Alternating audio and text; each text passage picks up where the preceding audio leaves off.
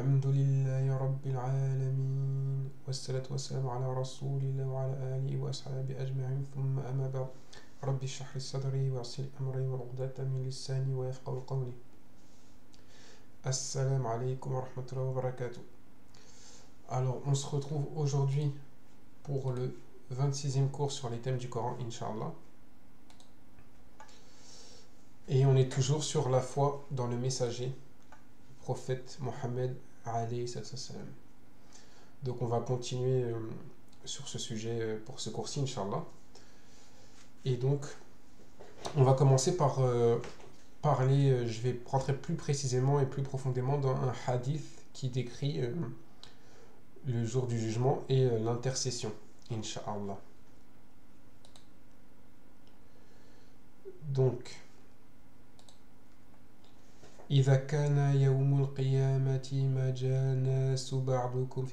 quand le jour du jugement arrivera et les gens se rassembleront dans une grande foule comme des vagues, donc comme une vague après les vagues, sans cesse, les gens vont se rassembler dans une grande foule.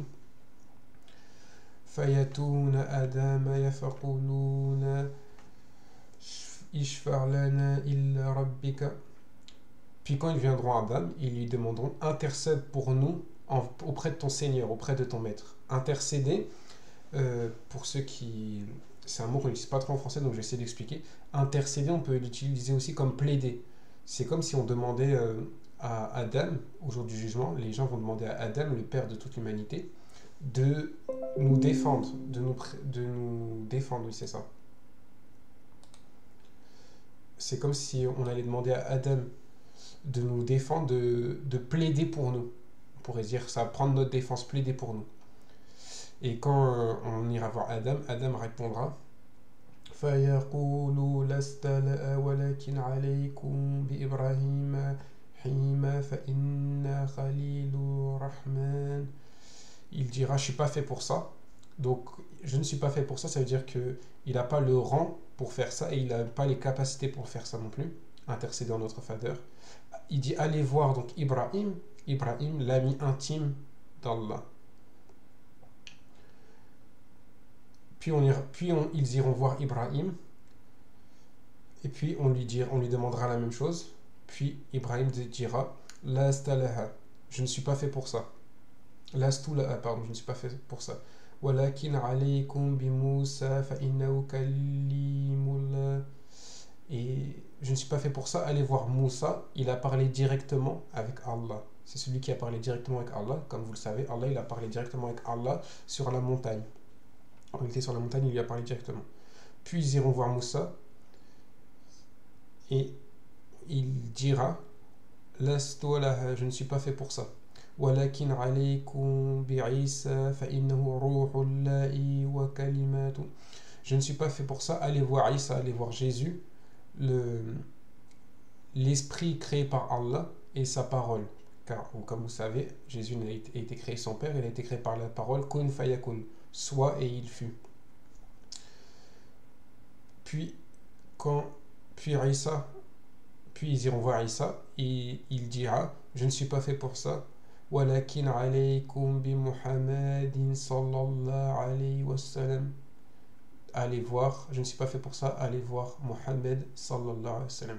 Donc là on voit que même Isa il fait les salutations sur notre prophète, subhanallah, ce qui montre bien son rang parmi même les prophètes. Puis quand ils viendront me voir, faqulu anna laha, quand ils viendront me voir, je dirai, pardon, donc là c'est le prophète alayhi salam qui parle, c'est un hadith, je dirai: je suis fait pour ça. Puis, donc il dira: je suis fait pour ça. Je vais demander la permission. Fa'astadhinu ala rabbi. Je vais demander la permission à mon maître. Puis, fayadhuna li. Puis il va me la donner. Wa yulhimuni Muhammadin hmuduhu biha la tahduruni alan. Puis il me donnera la permission et il me révélera des louanges. Il me révélera des louanges avec lesquelles je vais le louer et que je ne connais pas. C'est-à-dire que c'est des louanges. Ce jour-là, ce jour-là, le prophète Mohammed, alayhi salam, il va louer Allah avec des louanges qu'il n'a jamais fait auparavant et que personne n'a jamais fait. Ce seront des louanges uniques à ce jour-là. Fahmoudou bitilka la masaha la pardon mahamid. Puis je ferai ces louanges avec ces louanges qui vient de m'enseigner. Wa akhiru laha sajidan. Puis il va se prosterner. Donc là, on peut faire juste un petit parallèle avec nous. Qu'est-ce qu'on comprend? On comprend que quand le prophète Mohammed va demander, faire l'intercession pour les gens au jour du jugement, il va louer Allah avec des paroles qu'il ne connaissait pas, des louanges qu'il ne connaissait pas. Puis après cela, qu'est-ce qu'il va faire? Après l'avoir loué avec des paroles qu'il ne connaissait pas, il va se prosterner. Et c'est un parallèle avec ce qu'on fait dans la prière. La prière, c'est vraiment comme un entraînement au jour du jugement, parce que durant la prière, on récite surat al-Fatiha debout, Alhamdulillahi Rabbil Alamin. Donc on fait les louanges à Allah avec des paroles qu'on n'aurait pas connues par nous-mêmes. C'est le Coran qui nous dit de faire les louanges comme ça. Et après, dans la prière, on se prosterne. Fayaqulu ya Muhammad. Donc après cette prosternée, Allah dira Ya Muhammad, Muhammad, fa' rasalk, lève ta tête. Wa qul yasma'u lak, et parle et je t'écouterai. Wasal tu'ta, et demande et je t'exaucerai. C'est un peu coupé, excusez-moi. Washfa touche et intercède, plaide pour eux, et j'accepterai l'intersection. Faqulu, et je dirais Ya Rabbi ummati ummati, maître, ma communauté, ma communauté. Donc là, Mohammed, notre prophète, il va supplier, demander à Allah, son maître, pour sa communauté, pour les gens qui l'ont suivi. Ummati ummati, ma communauté, ma communauté. Fayaqulu, Allah répondra Intalaq fahrij minha, puis dira vas-y et sors de cela, de l'enfer. Sors de cela, pardon. Min kana fi qablihi mithqalu sha'iratin min iman. Sors de cela, donc oui, c'est l'enfer. Sors de cela, min a, parce que c'est féminin et comme le feu, comme l'enfer, c'est féminin.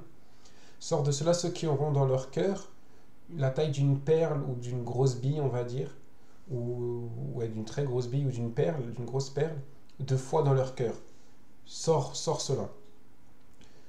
Donc là, c'est la première intercession. Le prophète Mohammed va sortir des gens de l'enfer, ceux qui ont cette taille de foi dans le cœur. Fa'antaliqu fa'af'alu, puis j'irai, je le ferai. Thumma a'udu, puis il reviendra plus tard et il va invoquer. Fahmudu, donc là il va refaire la même chose, il va invoquer, puis il va faire les louanges avec les louanges qu'il vient d'apprendre, qu'il a appris. Puis il va tomber en prosternation. Puis Allah dira Ya Muhammad, lève ta tête, parle et nous t'écoutons, demande, tu seras exaucé, et fais l'intercession. Faqulu, et là Mohammed, notre prophète, dira Ya ummati ummati. Donc là il va répéter encore une fois, après il va revenir une seconde fois, il va refaire la même invocation. Oh ma communauté, ma communauté. Allah va répondre Fayaqulu Intaliq, vas-y, farajid, puis sors min a, de l'enfer, man kana fi qalbihi mithqalu dharatin aw khardalatin min iman. Puis sors de l'enfer ceux qui ont une graine de foi dans leur cœur. Ceux qui ont une graine de foi dans leur cœur, vas-y et sors-les de l'enfer. puis j'irai et je ferai. Donc puis il ira, puis il sortira les gens de l'enfer. Thumma a'udu, puis je demanderai, puis j'invoquerai pardon. Puis il va invoquer encore une troisième fois, faire les louanges comme il les a appris, les louanges spéciales comme il les a appris. Thumma akhiru sajidan, puis il va encore se prosterner. Fayaqulu ya Muhammad, puis Allah lui dira ya Muhammad, lève ta tête. Wa qul yusma' lak, parle et nous t'écouterons. Was'al tu'ta, demande et nous t'exaucerons. Puis intercède, nous accepterons ton intercession. Puis, pour la troisième fois, le prophète Mohammed dira Faqulu ya Rabbi ummati ummati, maître, ma communauté, ma communauté. Puis Allah répondra Fayaqul, va, intaliq fahrij, puis sort, min kana fi qalbihi, quiconque a dans son cœur adna mithaqa li habati ardalin min iman, celui à qui a un morceau de graines de foi dans le cœur. Donc là, c'est celui qui a le plus petit morceau de foi dans le cœur.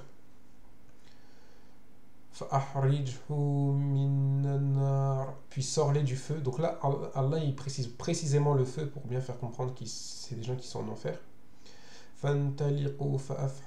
Puis j'irai et je le ferai, je les sortirai.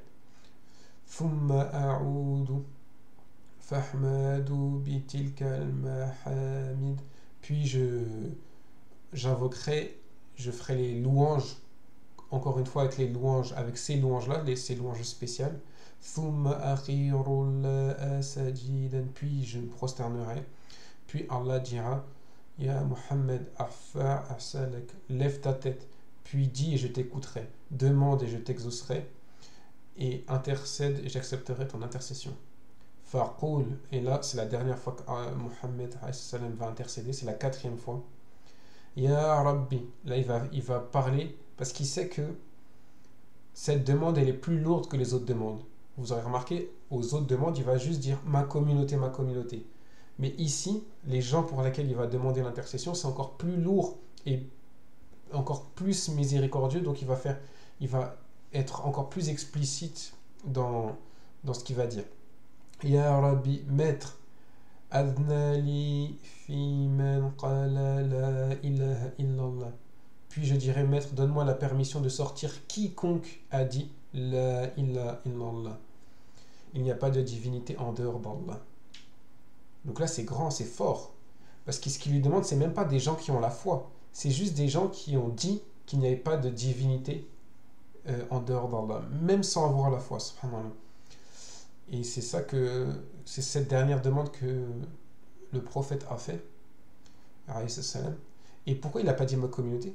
Parce que c'est des gens, ils n'ont même pas la foi dans leur cœur. Ils n'ont même pas suivi le prophète, ils ont même pas lu le Coran. Ils n'ont pas la moindre once de foi, ils ne croient pas dans le Coran, ils ne croient pas au prophète Mohammed sallam. Et pourtant, le prophète Mohammed sallam va plaider pour eux.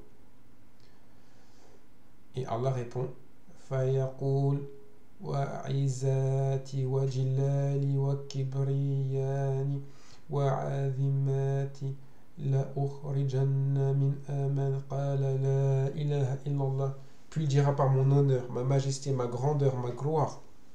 C'est Allah qui parle bien sûr. Sans aucun doute, je sortirai quiconque qui a dit, pardon, j'ai oublié de mettre un mot, qui a dit il n'y a pas de divinité en dehors d'Allah. Et donc là, c'est comme ça que se termine le hadith qui est dans le Bukhari. Et donc ça, c'est incroyable. Et là, on se rend compte l'importance de l'intercession et l'importance qu'a notre prophète pour l'humanité et pour notre communauté et auprès d'Allah, parce que c'est lui qui va permettre à ceux qui ont une foi faible, même ceux qui ont juste dit la ilaha illallah, de sortir de l'enfer. Donc Allah fasse On demande à Allah qu'il nous rende parmi ceux qui rentrent au paradis sans passer par l'enfer. Amin.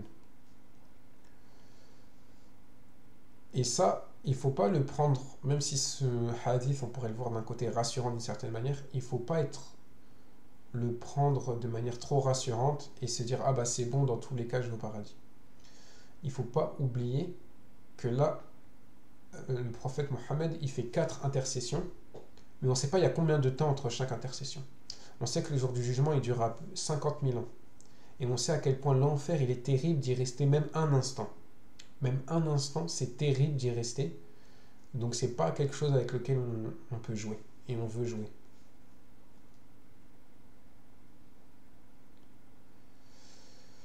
Donc c'est pas du tout une blague. Ce jour-là, toute la création va parler sauf lui.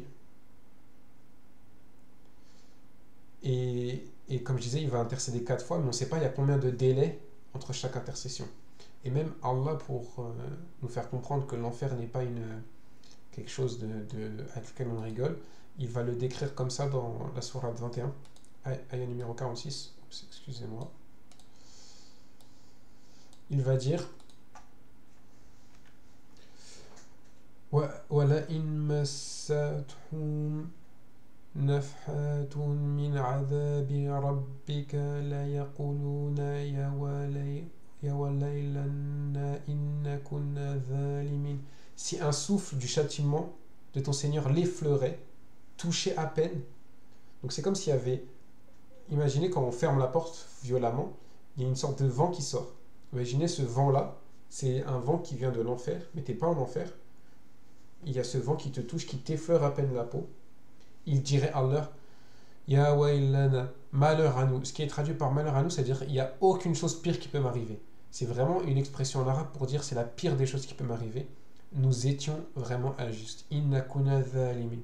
Imaginez quelqu'un qui subit la pire, une épreuve très très dure, il va reconnaître tout de suite ses torts parce qu'il reconnaît sa faute et c'est tellement que la punition elle est grande, il va avouer tout de suite qu'il est fautif.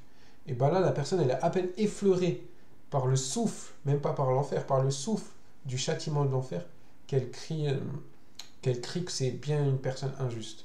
Et donc là, on comprend que c'est pas quelque chose avec lequel on peut rigoler, et c'est pas parce qu'on sait que le prophète Mohammed va intercéder pour les croyants qu'il faut se reposer là-dessus, bien au contraire. On doit s'inquiéter du fait qu'il y ait 4 intercessions et que les gens vont rester en enfer. Certaines personnes vont rester en enfer avant d'aller au paradis. Qu'Allah fasse qu'on soit de ceux qui rentrent directement au paradis. Amin. Et encore, il y a un scénario encore pire que ça. Parce que là, c'est les gens pour lesquels le prophète, salam, il invoque pour. Mais il y a des gens pour lesquels il va être témoin contre au jour du jugement. Il y a des gens pour lesquels le prophète, salam, il va être témoin contre pour les gens. Et ça, c'est vraiment un point important. Il y a notamment un passage dans le Coran où Allah dit malheur à ceux qui ont délaissé le Coran. Et ça, c'est un des reproches que le prophète va nous faire au jour du jugement pour ceux qui ont délaissé le Coran, la révélation d'Allah. Et enfin, il y a un autre passage, malheureusement, je ne me rappelle plus du nom du compagnon, mais le prophète va demander à un compagnon de lui lire le Coran. Le compagnon va être étonné, il va dire pourquoi tu veux que je te lise le Coran, c'est toi qui reçois la révélation. Il va lui dire parce que j'aime bien l'écouter. J'aime bien écouter le Coran. Donc le compagnon va lui lire le Coran. Si je ne me trompe pas, c'est sur la An-Nisa. Et à un moment, le prophète va pleurer. Il va mettre la main sur la bouche du compagnon en lui disant d'arrêter. Et quelle est cette ayah qui l'a fait pleurer? C'est la ayah suivante.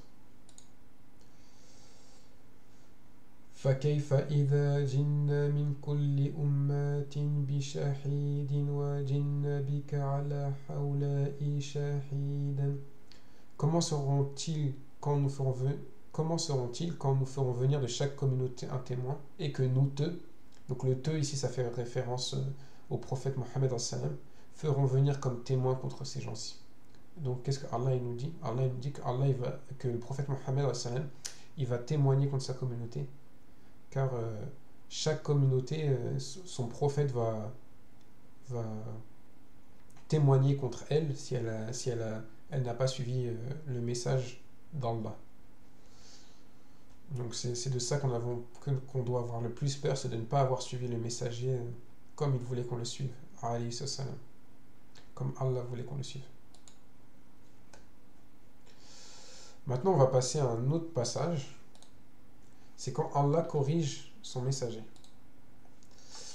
Alors, plusieurs fois dans le Coran, Allah il va corriger son messager. Il va le corriger pour plusieurs raisons. Alors, déjà, la première raison, c'est que c'est le seul à avoir le droit de le corriger. Car malgré que ça soit le meilleur des êtres, ça reste son esclave. Ça reste son esclave. Et il n'est pas parfait. C'est-à-dire qu'il est parfait.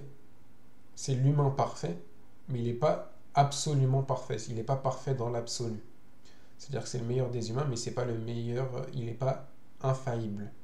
Il ne pêche pas, il ne fait pas de péché, il ne désobéit pas à Allah. Mais parfois, parfois le prophète Mohammed prend des décisions et il aurait pu faire mieux.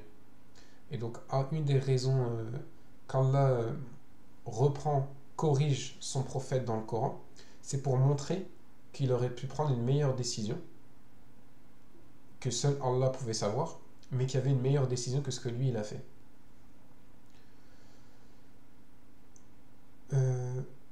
Donc aussi qu'il fasse des erreurs. Donc le premier point, pourquoi il le corrige? Pour savoir qu'il fait des erreurs, même si c'est le meilleur des êtres humains, c'est-à-dire qu'il aurait pu faire mieux, pour lui apprendre, et aussi pour nous montrer que son standard, sa norme plutôt, elle est plus élevée que la nôtre. C'est-à-dire que lui, ce qu'Allah attend de lui, c'est beaucoup plus élevé que ce qu'il attend de nous.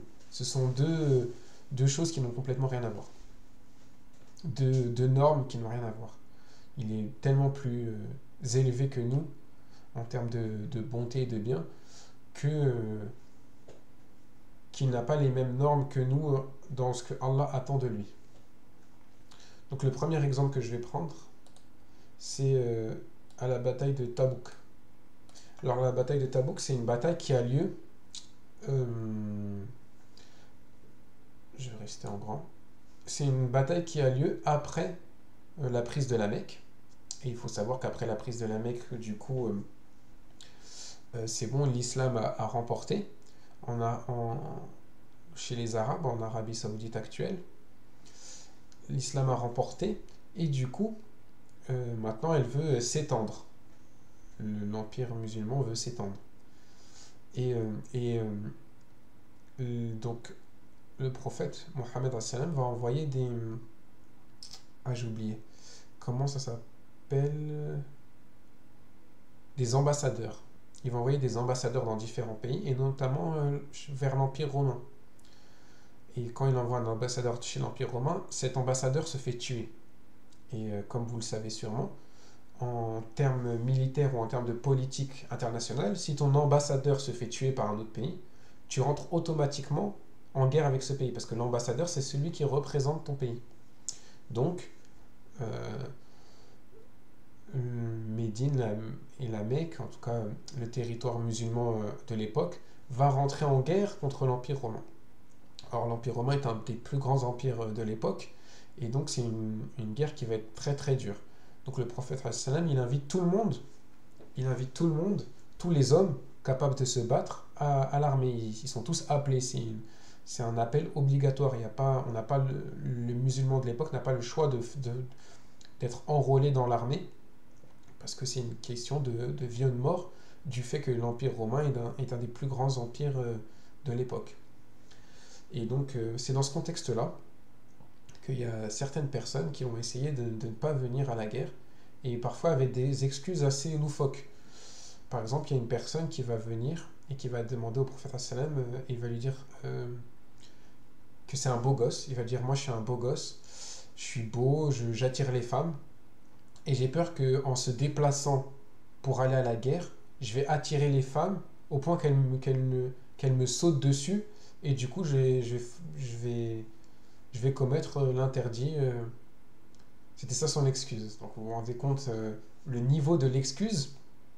Et le prophète lui, qu'est-ce qu'il va faire? Entre autres, pour ces personnes-là qui ne voulaient pas venir, il va avec des excuses ridicules, il va prendre la décision de ne pas les emmener, de leur dire ok, vous voulez pas venir, restez. Et pourquoi il prend cette décision? C'est une décision super intelligente, parce que il ne veut pas de personnes qu'ils ne veulent pas combattre et qui savent qu'ils vont fuir et qui sait qu'ils vont fuir.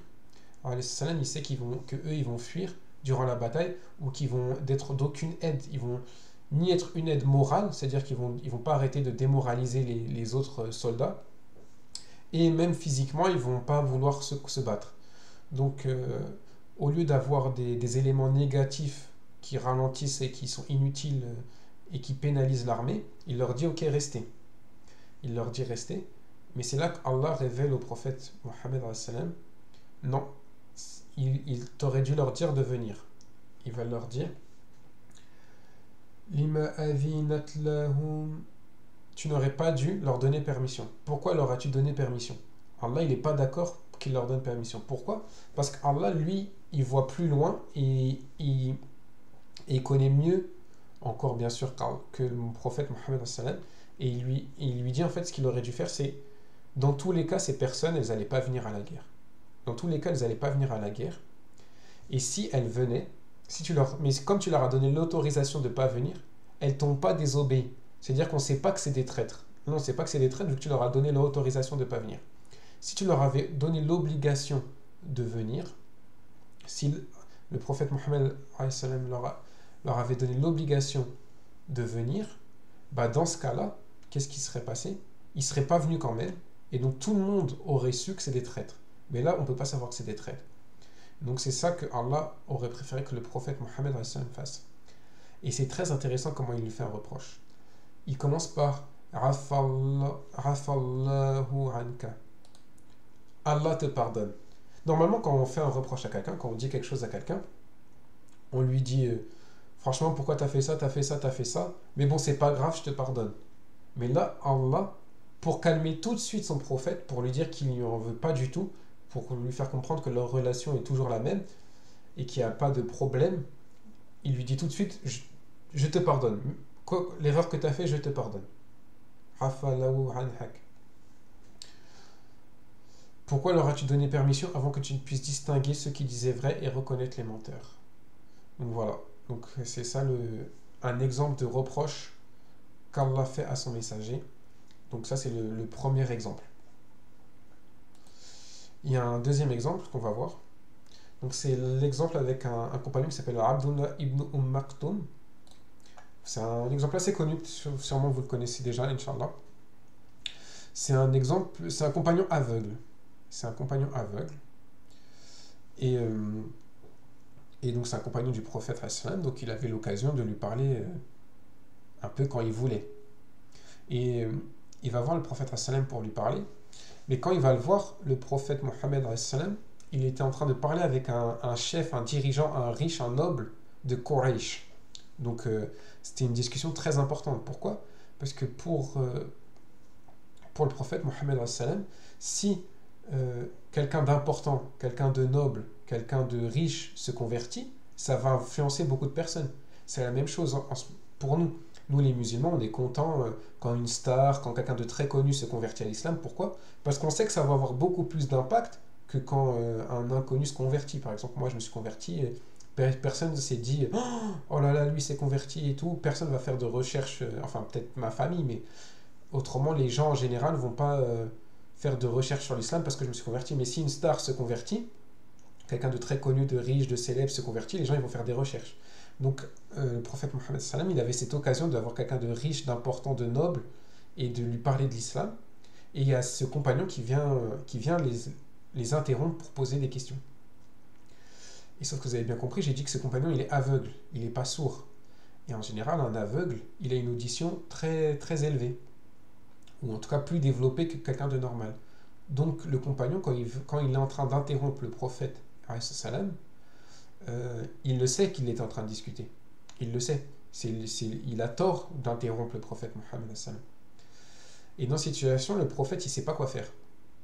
Il ne sait pas quoi faire parce qu'il ne veut pas dire à son compagnon non, là, c'est pas le moment de te parler, je suis en pleine discussion, je te parlerai plus tard. Il ne peut pas lui dire ça, pourquoi? parce qu'il a peur de le blesser. Le prophète il est tellement gentil qu'il ne veut pas repousser un de ses compagnons. Il ne veut pas lui dire non, c'est pas le moment, par peur qu'il se sente blessé et rejeté. Donc le prophète il est dans une situation compliquée et il va faire ça, il va se refrogner, c'est-à-dire qu'il va faire ça. Il va froncer les sourcils. Il va froncer les sourcils et il va tourner un peu la tête. Il va tourner un peu la tête parce la situation est compliquée pour lui et il ne sait pas quoi faire. Il ne sait pas quoi faire dans cette situation. Donc il va se refrogner et tourner la tête. Et à ce moment-là, c'est Allah va révéler plusieurs ayats concernant donc dans Surat 80, dans la Surat 80, concernant justement ce que le prophète Mohammed a fait. Il va lui reprocher, il va lui dire il s'est refrogné abasa wa tawalla. Il s'est refrogné et il a tourné la tête. Parce que l'aveugle est venu à lui. Anja'ul a'ma. Wa ma yudrika la'allahu yazakka. Qui te dit peut-être cherche-t-il à se purifier. Et Allah continue en lui faisant un reproche en fait, dans la suite de la sourate. Donc Allah il lui fait un reproche de s'être refrogné et d'incliner sa tête un peu comme ça. Il faut bien comprendre que dans cette situation, le prophète Mohammed il n'est pas en tort. C'est pas lui il est interrompu dans une discussion. Et quand il fait ça de la tête, il ne peut pas blesser le compagnon, Abdullah ibn Maktoum, si je ne l'ai pas écorché son nom, j'espère. Il ne peut pas le blesser parce qu'il est aveugle. Donc il ne sait pas que le prophète il s'est refrogné, il a tourné la tête. Il ne sait pas ça. Mais Allah il a tellement une norme, il exige un niveau de gentillesse du prophète Mohammed qui est tellement élevé par rapport à ce qu'il nous demande à nous, que même ça il ne le laisse pas passer. Même ça il ne le laisse pas passer. Et si on remarque ici dans le passage, Allah il va changer de sujet. C'est-à-dire qu'il va dire il s'est refrogné et il a tourné sa tête en parlant du prophète parce que l'aveugle est venu à lui. Donc là il va dire il va utiliser la troisième personne. C'est quoi la différence entre il et tu quand on parle de quelqu'un? Si je dis il a fait quelque chose, c'est quelqu'un qui est loin. Ça met une distance. Et si je dis tu, ça rapproche. C'est quelque chose de proche. Donc Allah ici, par signe de mécontentement, il lui dit il s'est refrogné, il s'est tourné la tête. Parfois quand on est en colère, on ne veut pas parler à la personne directement. On parle d'elle comme si elle n'était pas là. Il m'a saoulé. Même si elle est là, la personne, on peut, comme d'une certaine manière, l'ignorer et parler d'elle à la troisième personne. Ben là, c'est ce que fait un peu Allah en parlant à la troisième personne pour montrer sa colère et son mécontentement de ce qui s'est passé. Mais après, tout de suite, à la troisième ayah, il lui parle au tu pour lui montrer qu'ils sont toujours proches. C'était une erreur, certes, mais ils sont toujours proches. Qui te dit, peut-être cherchait-il à se purifier. Donc là, on a fini le deuxième cas. Donc c'est Maktoum, c'est Abdullah ibn Maktoum, le compagnon.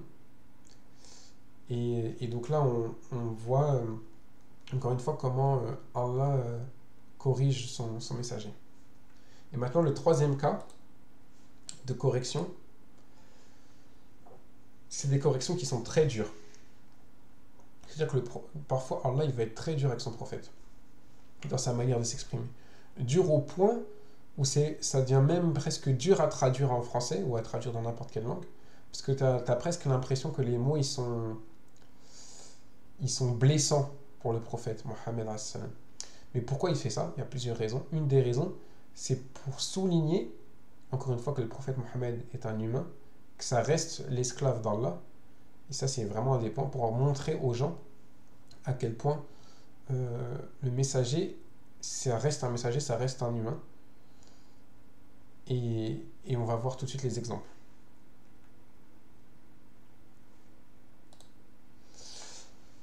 Alors, dans le Coran, Allah il dit Tanazilu min rabbil alamin, c'est une révélation du Seigneur de l'univers.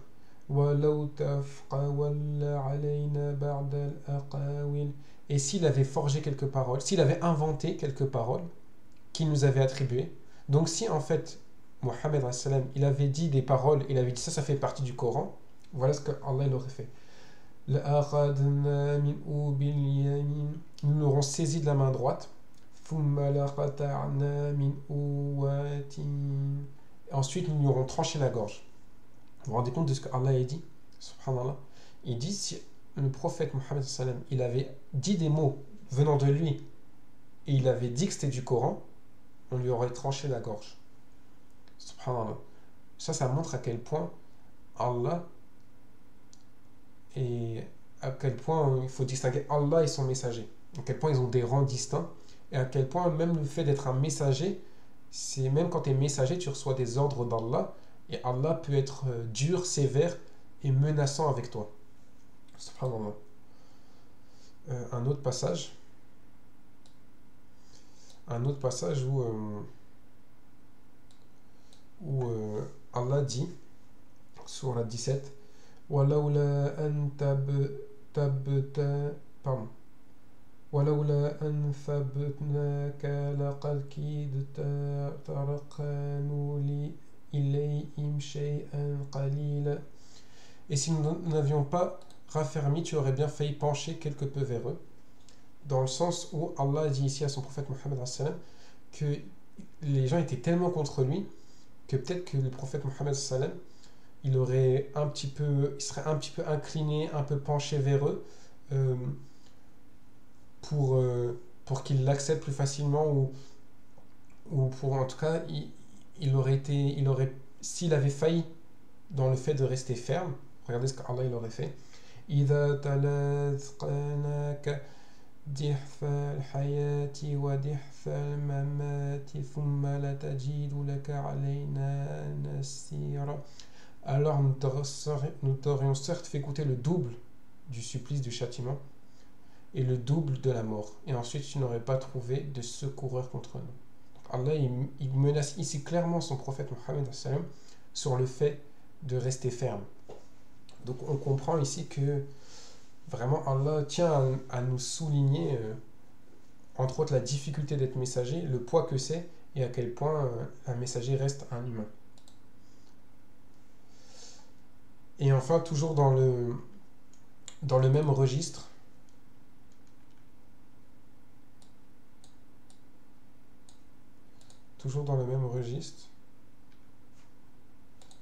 Allah il va dire à son messager وَلَقَدْ كُذِّبَتْ رُسُلٌ مِّن قَبْلِكَ فَصَبَرُوا عَلَى مَا كُذِّبُوا وَأُوذُوا حَتَّى أَتَاهُمْ نَصْرُنَا وَلَا مُبَدِّلَ لِكَلِمَاتِ اللَّهِ وَلَقَدْ جَاءَكَ مِن نَّبِيٍّ مُرْسَلٍ وَإِنْ كَانَ كَبُورَ عَلَيْكَ إِعْرَادُهُمْ فَإِنِّي اسْتَطَعْتُ أن تبتغي نفقا في الأرض أو سلاما في السماء فتأتيهم بآيات ولو شاء الله لجمعهم على الهدى فلتكونن من الجاهلين. Certes, des messagers avant toi, Mohammed ont été traités de menteurs. Ils endurèrent alors avec constance d'être traités de menteurs et d'être persécutés jusqu'à que notre secours leur vint. Et nul ne peut changer les paroles d'Allah et était déjà parvenu une partie de l'histoire des envoyés. Donc là, Allah, qu'est-ce qu'il dit? Il te dit, oui, tu vas être traité de menteur. Oui, les gens, ils vont argumenter contre toi. Oui, les gens, ils vont te demander des miracles. C'est-à-dire que les gens, ils disaient, montre-nous des miracles, montre-nous des miracles, montre-nous. Et le prophète il leur disait, mais le miracle, c'est le Coran. Et Allah, il a pas... Parfois, il ne donnait pas ce que les gens demandaient. Il donnait pas... C'était pas quelque chose à la demande. C'est pas... ah, moi, je veux voir un miracle et hop, tu vois un miracle. Donc Allah, le Coran était suffisant comme miracle pour les gens. Et même s'il demandait d'autres miracles. Et ça, il faut bien comprendre que le fait qu'Allah n'ait pas envoyé d'autres miracles, c'est une miséricorde. Parce que beaucoup de peuples qui ont demandé des miracles, ça, c'est des histoires qui sont racontées dans le Coran, ils ont demandé de voir un miracle, et malgré le miracle, ils n'ont pas cru. Ils ont dit, ah, c'est de la magie, c'est de la sorcellerie. Et ils sont morts, et ils se sont fait punir, châtier pour cela. Leur ville a été détruite pour cela. Parce qu'ils ont demandé un miracle, et une fois que le miracle est arrivé, ils n'ont pas cru. On a l'exemple, par exemple, de Pharaon, qui a reçu 9 calamités, qui a vu le bâton de Moussa transformé en serpent, qui a vu plusieurs fois des miracles, et pourtant il a refusé, et il s'est fait détruire ainsi que ceux qui l'ont suivi. Et si leur indifférence t'afflige énormément et qu'il est dans ton pouvoir, donc là c'est Allah, en fait le prophète Mohammed à force d'entendre des gens qui lui demandent montre-nous un miracle, l'idée lui a traversé l'esprit, si seulement ils pouvaient voir un miracle, comme ça ils arrêteraient de parler et ils croiront. Et là qu'est-ce que répond Allah? Il lui répond, et si leur différence t'afflige, te touche énormément et qu'il est dans ton pouvoir de chercher un miracle, donc de chercher un tunnel à travers la terre ou une échelle pour aller au ciel pour leur porter un miracle. Donc là, Allah, qu'est-ce qu'il leur dit si je traduis de manière plus française? Creuse un tunnel pour chercher un miracle ou prends comment ça s'appelle? Une échelle pour monter aux cieux pour chercher un miracle, parce que moi je leur enverrai pas de miracle. Et si Allah voulait, il pourrait les mettre tous sur le chemin droit. Ne sois pas du nombre des trop émotionnels. Ne sois pas trop émotionnel. Ne tombe pas trop dans les émotions. C'est Allah qui décide comment il guide. Et s'il n'a pas décidé d'envoyer des miracles, tu pourras pas faire de miracles par toi-même. Si Allah il voulait, tout le monde serait guidé, mais il a voulu que ça soit un choix que les gens doivent faire et pas quelque chose que tout le monde croit obligatoirement. C'est par sa sagesse qu'Allah a décidé que le fait de croire est une décision. Donc on voit ici, et on a vu ici donc du coup comment Allah corrige son messager, sallallahu alayhi wa sallam, et quels sont pourquoi c'est important qu'Allah il ait fait ça et quels sont les points positifs.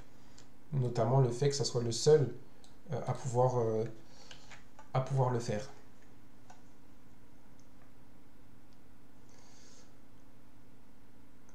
Alors on va parler d'un dernier sujet.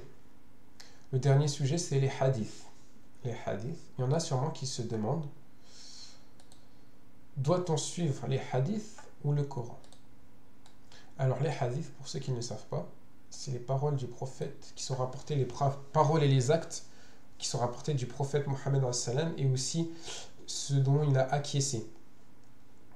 Par exemple, il y a quelqu'un qui fait quelque chose devant le prophète Mohammed, il ne dit rien contre, ça veut dire que ce qu'il fait est valide. Donc c'est tout ce que les paroles, les histoires et les actes qui sont rapportés du prophète Mohammed. C'est comme ça qu'on pourrait définir les hadiths. Et il y a certaines personnes qui se disent ah mais non, mais moi les hadiths, je ne vais pas trop y croire. Je sais pas trop si c'est authentique.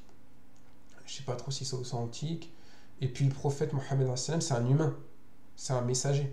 C'est-à-dire que le messager, il doit délivrer le message. Il doit délivrer le Coran. Donc ce qu'on doit écouter, c'est le Coran. C'est pas le messager. Et ce qu'ils disent, c'est vrai. C'est vrai qu'on doit écouter le Coran. Et a priori, pas le messager. Sauf que, ce que ces gens ne savent pas, ou peut-être le savent pas, c'est que quelqu'un qui a étudié le Coran un minimum sait que c'est le Coran qui nous dit de suivre le messager. C'est Allah, dans son Coran, qui nous dit de suivre le messager et d'écouter ce qu'il dit et de le suivre. C'est pas les gens qui l'ont inventé.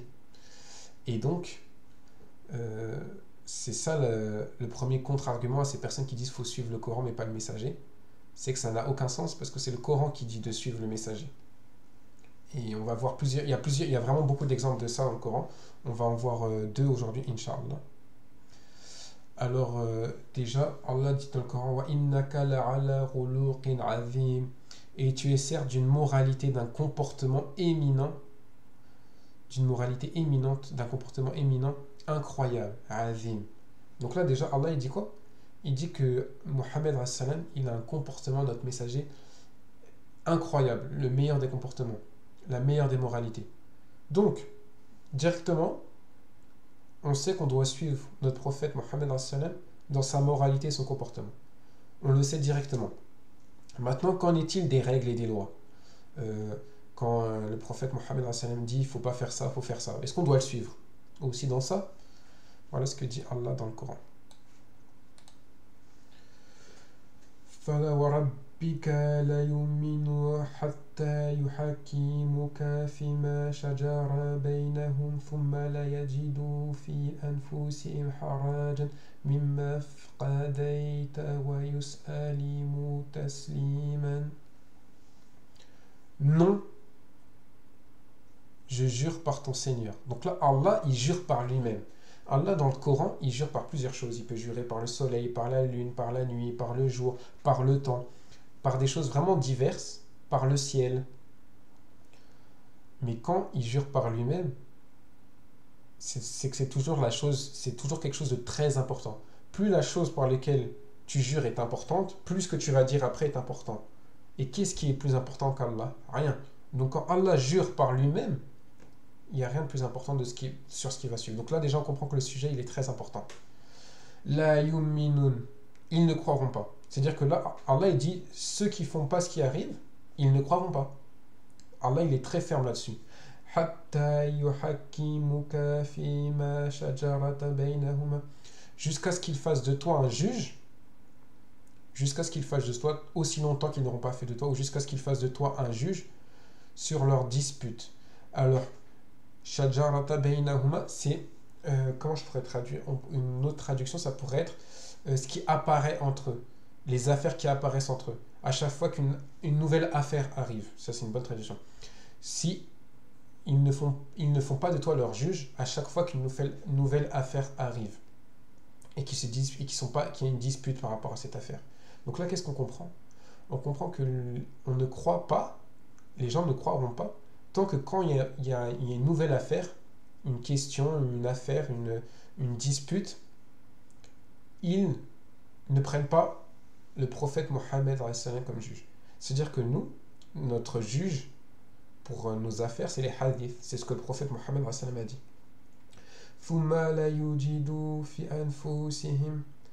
Puis, une fois qu'il a décidé que le prophète Mohammed a dit quelque chose, ils n'ont aucune gêne. Ils n'ont aucune gêne. Par exemple, si le prophète Mohammed il dit laissez pousser vos barbes et taillez-vous la moustache. Et que toi, avant d'être, je sais pas, musulman ou avant de connaître ce hadith, tu aimais bien te raser complètement. Bah, à partir du moment où tu entends ça, tu dois le suivre, tu dois avoir une barbe, et en plus, tu ne dois pas ne pas être content de ça. C'est-à-dire que parfois, imaginons, on est devant un juge et il vous dit 15 ans de prison, 10 ans de prison. C'est possible que la personne elle dise oh, franchement, c'est injuste, c'est pas normal. Bah, quand c'est le messager d'Allah qui juge, Allah il dit vous n'êtes pas croyant si vous n'êtes pas content de ce qu'il a dit. Vous vous rendez compte? Si vous n'êtes pas content de ce qu'il a dit, vous n'avez pas la foi, vous n'êtes pas croyant.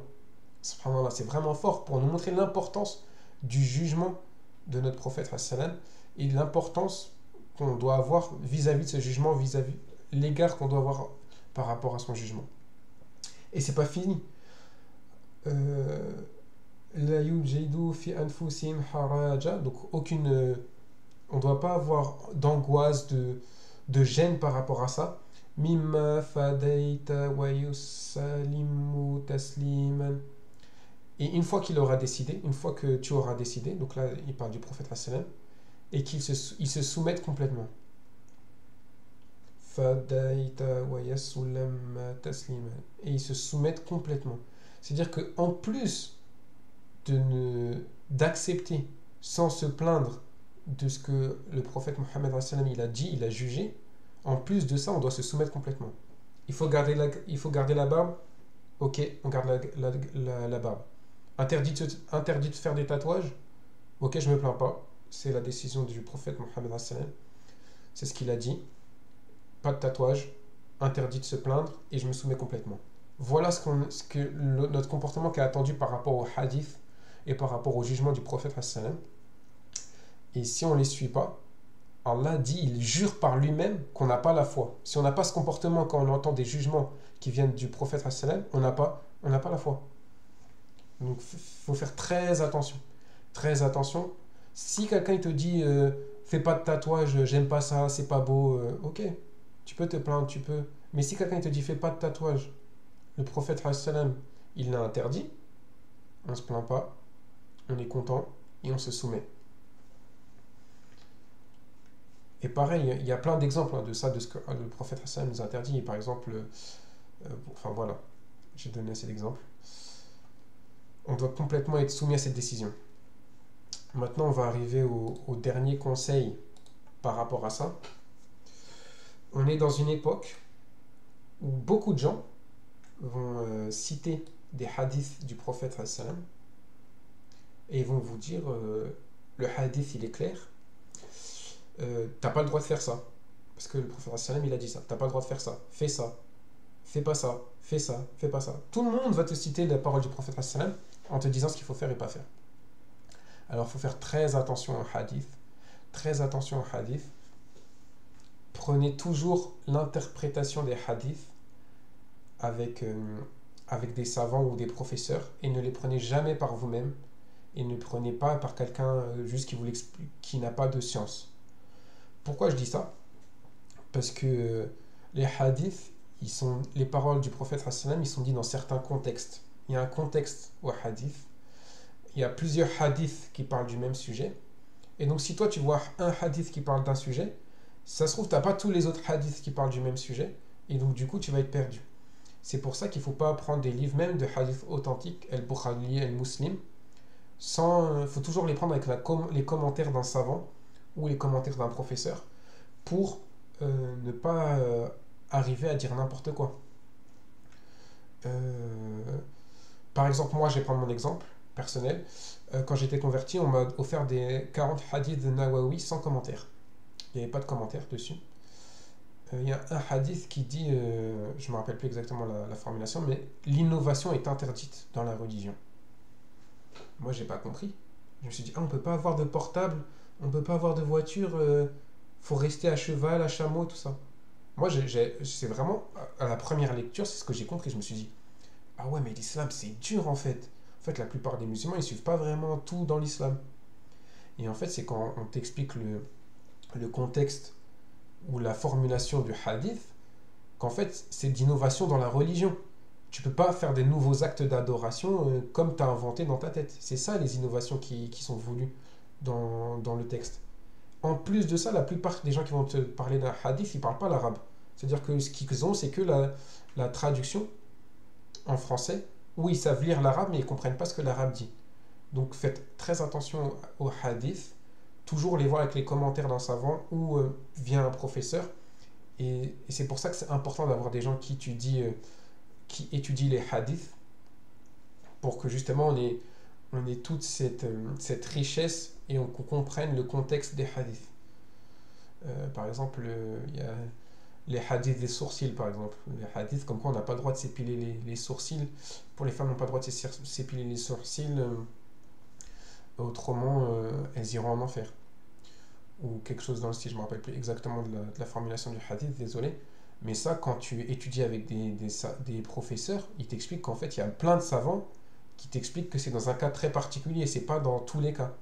Mais ça, si tu écoutes les gens, par exemple, sur Instagram, ou si tu écoutes les gens qui t'en parlent juste comme ça, bah, tu vas croire que c'est interdit strictement dans tous les cas. Donc voilà, mon petit conseil personnel, faites très attention aux hadiths, de les prendre sans professeur et sans savant. En général, la science en général, ça se prend avec un professeur ou un savant, et pas tout seul. Et enfin, pour conclure, le dernier passage sur la foi sur le messager. La prochaine fois, on changera complètement de chapitre et on parlera des bonnes actions. Je vais peut-être, Inch'Allah, faire un cours plus complet encore sur le messager, alayhi salam. C'est pas encore sûr. Et aussi, n'oubliez pas d'invoquer pour nos frères dans le monde entier, particulièrement au Moyen-Orient, qui se font massacrer, qui subissent un génocide. N'oubliez pas d'invoquer pour eux. Et n'oubliez pas de boycotter, de faire le maximum possible. Assalamu alaikum wa rahmatullahi wa barakatuh.